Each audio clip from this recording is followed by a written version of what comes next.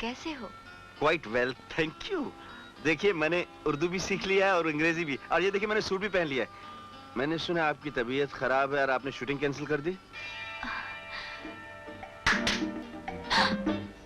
संध्या जी, मैंने सुना था आपकी तबीयत कुछ खराब है। आपको मुस्कुराते देखकर मेरी तो जान में जान आ गई, कसम से। उनके देखे से जो आ जाती है मुंह पे रौनक, वो समझते हैं कि बीमार का हाल अच्छा है।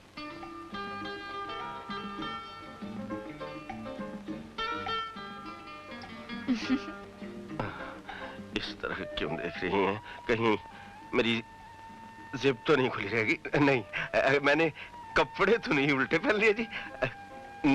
नहीं ना? संध्या जी, आपका ये टॉनी कर्टस इन कपड़ों में कैसा लगता है? बहुत अच्छे लग रहे हो। बुरा ना माने तो एक बात कह दूं? आज आप भी बहुत अच्छी लग रही हैं। सच? मुझ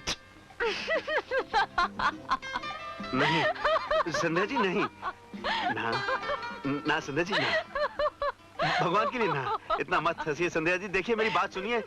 कहते हैं हंसने के बाद इंसान को बहुत रोना पड़ता है, और आपकी आंखों में आंसू मुझसे बर्दाश्त नहीं होंगे, मुझसे बर्दाश्त नहीं होंगे। जिंदगी भर झूठी हंसी हंसती रही, आज पहली बार इन होठों पर सच्ची हंसी आई है। आज ऐसा लगा जैसे मैं इंसान नहीं, एक कठपुतली थी जो दूसरों के इशारों पर गाती रही, नाचती रही। कमाल है, इतनी शोहरत हासिल करके भी आप खुश नहीं हैं? पहले शोहरत का बहुत नशा होता है, लेकिन बाद में पता चलता है शोहरत कितनी महंगी पड़ती है। संध्या बेटी, एक नया प्रोड्यूसर आया है। पैरीपरा माँ जी। तो क्या करूं माँ? वो 5 लाख दे रहा है। एक वक्त था कि तुम 100 रुपए में भी खुशी से गुजारा कर लेती थी, और आज लाखों की मालिक होकर भी तुम्हारी नीयत नहीं भरी। उनसे जाके कह दो कि संध्या अब काम नहीं करेगी। संध्या की हर सांस को बेचते बेचते थक भी जाओ माँ। कोई घड़ी, कोई पल मेरे अपने लिए भी तो रहने दो, जिस पल को मैं अपना समझकर जी सकूं। संध्या, मुझे मजबूर ना करो माँ, मैं कह चुकी हूँ मैं काम नहीं करूंगी, नहीं करूंगी। ठीक है, इतना चिल्लाने की क्या जरूरत है?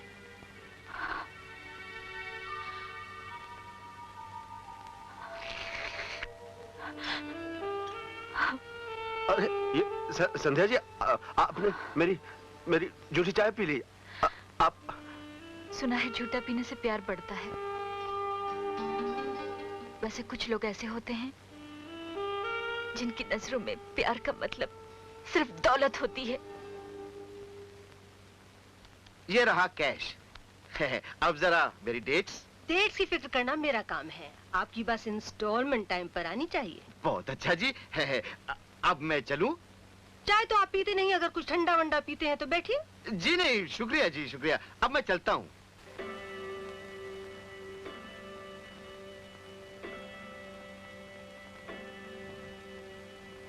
खाना खाओगे? हैं जी? मैंने कहा कुछ खाना मरना है कि नहीं? ओए होए, इतनी बेरुखी से तो होटल के बैरे भी नहीं पूछते। वैसे अगर आज आप प्यार से भी पूछती तो भी हम नहीं खाते। क्यों? कहीं से खाकर आ रहे हो क्या? कहीं से क्या, पूछो कहां से खाकर आ रहा हूं। जरा इसे देखो कैसी है? कौन है ये? हैं? इसे नहीं पहचानती? इसे तो हिंदुस्तान का बच्चा बच्चा जानता है। ये हिंदुस्तान की सबसे मशहूर हीरोइन है, संध्या रानी। आज पता क्या हुआ, मैं आर के स्टूडियो में शूटिंग कर रहा था और ये गाड़ी लेकर वहां पहुंच गई। एक कोने में खड़ी होकर टिकट के बांध कर मुझे देखने लगी, इतने प्यार से देखने लगी मुझे कब कभी होने लगी।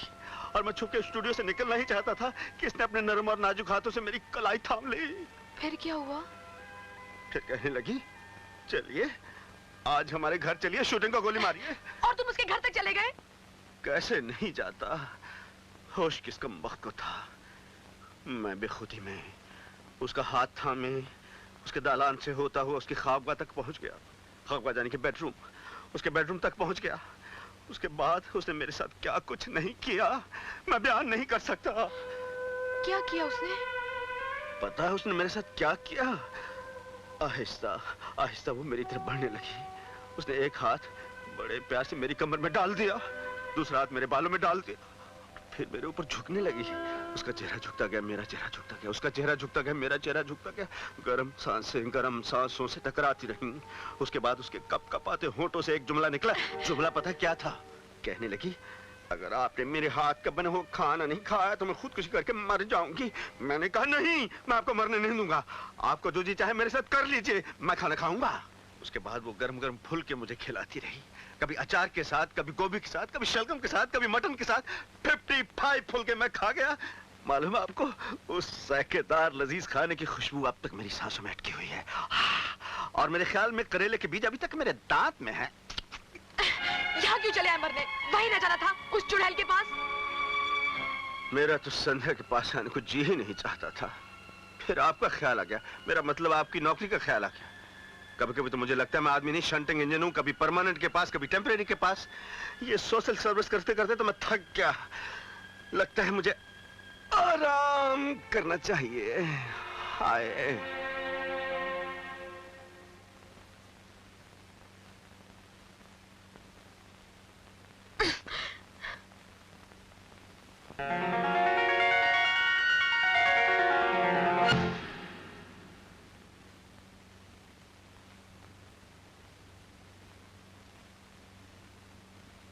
पहले मेरी जिद थी, तुम्हें नजदीक नहीं आने दूंगी, लेकिन अब मेरी जिद है, तुम्हें दूर नहीं जाने दूंगी।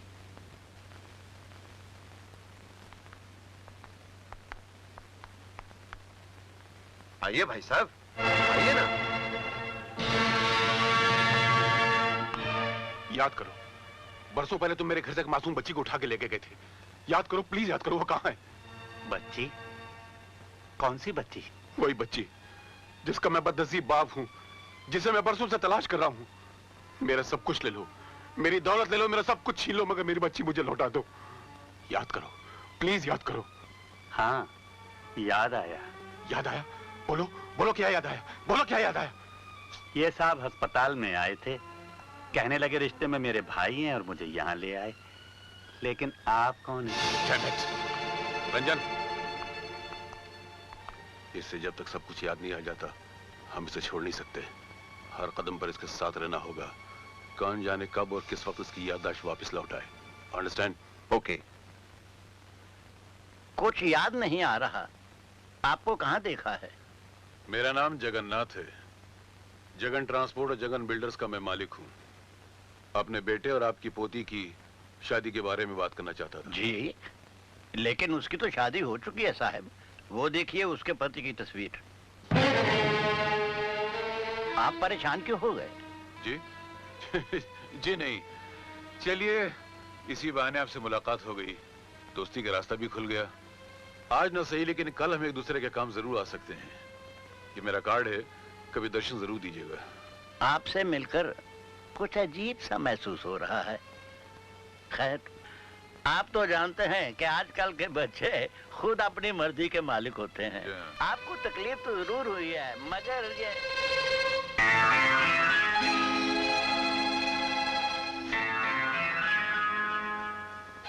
तुम वही हो ना जो एक दिन मेरे बेटे और बहू की मौत की खबर देने आए थे? जी, लगता है आप भी मुझे पहचानने में भूल कर रहे हैं। मैं तुम्हें नहीं भूल सकता। उस दिन मैं इतना परेशान था कि अपने बेटे के कातिल के बारे में मैं तुमसे कुछ न पूछ सका। तुमने उसे जरूर देखा है, बताओ कौन है वो, कहाँ है वो? अगर जानते हो तो बोलते क्यों नहीं? क्या बोलूं साहब, मैं तो इनसे पहले कभी नहीं मिला। जी एन साहब, यही एक शख्स है जो मेरे बेटे के कातिल को पहचानता है। यही एक हस्ती है जो उस हरामजादे को फांसी के तख्ते पर पहुंचा सकती है। मैं सच कह रहा हूं साहब, मैं किसी के बारे में कुछ नहीं जानता, कुछ नहीं जानता। कातिल के बारे में न ये जानता है, न आप जानते हैं। मेरी हमदर्दी आपके साथ है। आज हमारी मुलाकात का पहला दिन है। मैं भगवान से प्रार्थना करता हूँ कि बड़ी जल्दी वो आपके दुश्मन से भी आपकी मुलाकात करा दे। चलो ड्राइवर। आइए साहब। हेलो, कौन? साहब को फोन देना। क्या? राजा साहब को फोन देना। क्या? बड़ी बदतमीज हो। Shut up. तू होगी, तू किस पे चढ़ बैठी है? इधर आ। हेलो जी। मैंने समझा रॉन्ग नंबर लग गया है। आपकी नौकरानी पागल है क्या? जी नहीं, वो नौकरानी नहीं, वो नौकरानी तू होगी, तू। ओ जी, बुरा मत मानिए, ये हमारे दूर के रिश्तेदार की एक बला है, खाम का गले पड़ रही है। खैर, मैं नेशनल पार्क में शूटिंग कर रही हूँ, तुम यहाँ आ जाओ। अजी जरूर आऊंगा, सर के बल चल कर आऊंगा। अगर तुम नहीं आए तो मैं खुद आ रही हूँ तुम्हें लेने के लिए। जी क्या कहा? मैं नहीं आऊंगा तो आप आ जाएंगी? जी आप क्यों तकलीफ कर रही हैं? मैं ऑटो रिक्शा लेके मैं पहुंच जाऊंगा। हाँ जी हाँ, मैं पहुंच जाऊंगा। जल्दी आना, मैं इंतजार कर रही हूँ। बाय। हाँ जी, कितना प्यार करती हैं आप। क्या कह रही हैं आप? अब तो आपके बगैर जिंदगी सचमुच अधूरी है। जी आप इशारा कर दें तो मैं अपनी जान दे दूं। जी हाँ, मैं अभी आया, आपसे पहले पहुंच जाऊंगा। जी हाँ। कौन थी ये चुड़ैल? खबरदार जो उसे चुड़ैल कहा। ये चुड़ैल नहीं, ये तो परी थी, मेरे सपनों की परी। मेरी पारो भी वो है, मेरी चंद्रमुखी भी वो है। मैं उससे मिलने के लिए नेशनल पार्क जा रहा हूं, और ये मेरा और उसका प्राइवेट मामला है। हो सकता है मुझे थोड़ी देर हो जाए, और हो सकता है आज रात को मैं घर नहीं लौटूं। मेरा इंतजार ना करें। हाय, इतनी बड़ी हीरोइन संध्या जी से मिलने जा रहा हूं, और मेरी जैकेट, मेरी लेदर जैकेट, मेरी जेम्स बॉन्ड जैकेट। और सुनो, कहीं मेरे पीछे वहां नहीं पहुंच जाना। वाह, आएगी मेरी जूती। मैं आ गया संध्या जी। बहुत मूड में हो? जी मूड तो आपको देखकर ही ठीक हो जाता है। बस यूं समझिए, आपको देखकर मेरे मूड की बैलगाड़ी भागने लग जाती है। वैसे वो लड़की कौन थी? ओ जी, उसका बुरा मत मानिए, वो बेचारी पागल है। पागल? हाँ जी, वो एकदम पागल है, बिल्कुल पागल। वो क्या हुआ एक दिन, पता क्या हुआ? वो पागल खाने में पागलों के डॉक्टर के पीछे पड़ गई। कहने की चाहे खरबूजा खुरी ना, चाहे छुरी खरबूजे पे गिरे या खरबूजा छुरी पे गिरे, मौत डॉक्टर की होगी। वो बेचारा डॉक्टर डर के मारे वहां से भाग गया, आज तक वापस नहीं आया। वो तो मैं इसे समझा बुझा कर घर ले आया, वरना वो तो वहां पागल खाने में पागलों की यूनियन बना रही थी, और कह रही थी कि पागलों के प्रेसिडेंट तुम बन जाओ। अब मैं आपको प्रेसिडेंट लगता हूँ।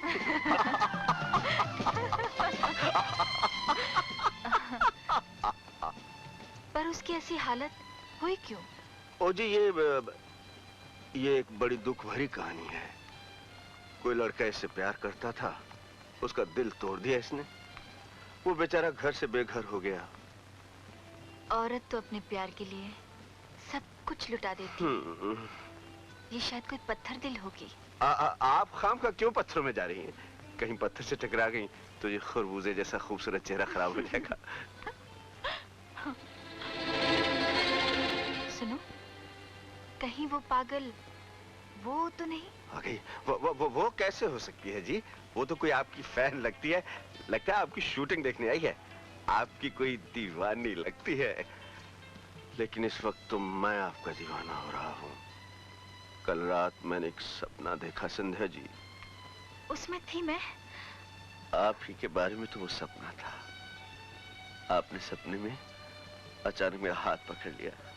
ऐसे? हाँ, और उसके बाद आप मेरे करीब आ गई। ऐसे? बिल्कुल ऐसे। और उसके बाद आपने अपना सर मेरे कांधे पर रख दिया। ऐसे?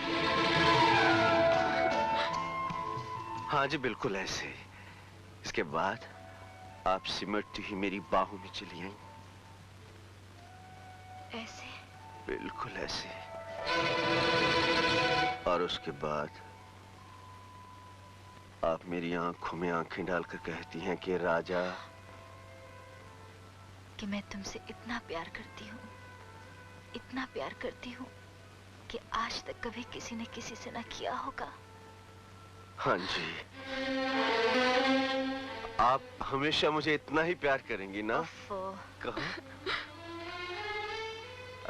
सपने क्या सच होते हैं संध्या जी? कभी कभी सपने भी हकीकत बन जाते हैं। क्यों नहीं Sandhya ji? Madam shot ready है, आइए। आप शॉट दीजिए इसी गर्मा गर्म मूड में। अब मैं आपके लिए समोसे लाता हूँ जी।